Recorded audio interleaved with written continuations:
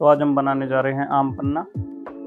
और इसके लिए हमने 4 आम लिए हैं और इसको हम बीच से काट देंगे और गुठली को निकाल देंगे। तो चारों आम को हम ऐसे ही कट करके रख लेंगे एक साइड में।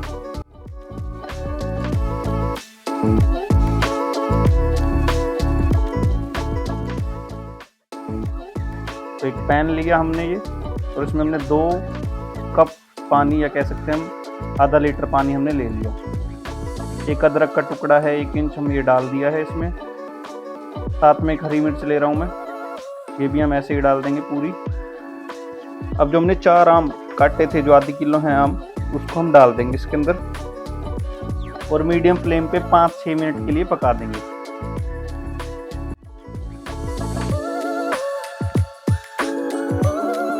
और ये हमने गुड़ लिया है, ये 250 ग्राम हमने गुड़ लिया है।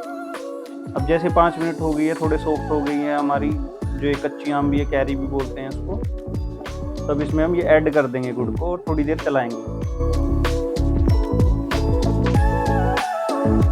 5 से 7 मिनट के लिए हम इसे ऐसे ही छोड़ देंगे ढक के। एक मसाला तैयार कर लेंगे जिसके लिए हमें 4 हमने इलायची ले ली है, हरी इलायची, और मान के चलिए अब 3 चम्मच के आसपास हमने ये सौंफ के वो ले लिया है। 2.5 चम्मच हमने जीरा ले लिया है और 1.5 चम्मच हम लेंगे काली मिर्च, और आधा चम्मच हम काला नमक ले रहे हैं।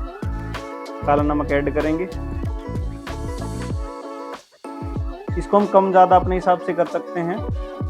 जीरा और काली मिर्च को थोड़ा कम रखिए, सौंफ को थोड़ा सा ज़्यादा रखिए। अब इसको ड्राई रोस्ट करेंगे हम 3 मिनट 4 मिनट के लिए ड्राई रोस्ट करेंगे। मीडियम फ्लेम पर चलाते रहेंगे, जल ना जाए। उसके बाद हम इसको मिक्सी में अपना पीस लेंगे।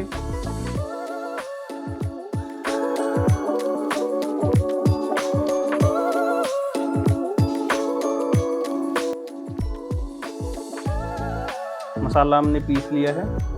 अब चलो देखते हैं उसको। देखिए इसमें डिज़ोल्व हो गया है अच्छे से गुड़ जो हमने डाला था, और ये भी पक गए हैं आम भी हमारे। अब हम इसको ठंडा करेंगे। गैस ऑफ कर दीजिए और इसे ठंडा होने दें।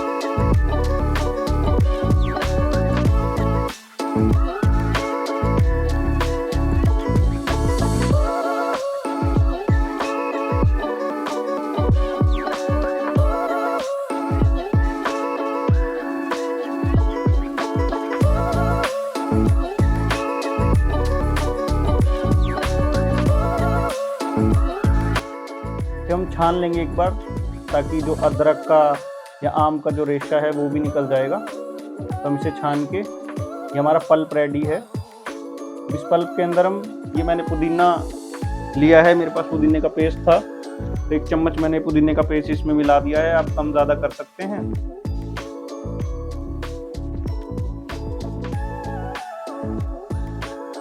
दो 3 आप आइस डालिए, 2 चम्मच बड़े चम्मच इसके डालिए।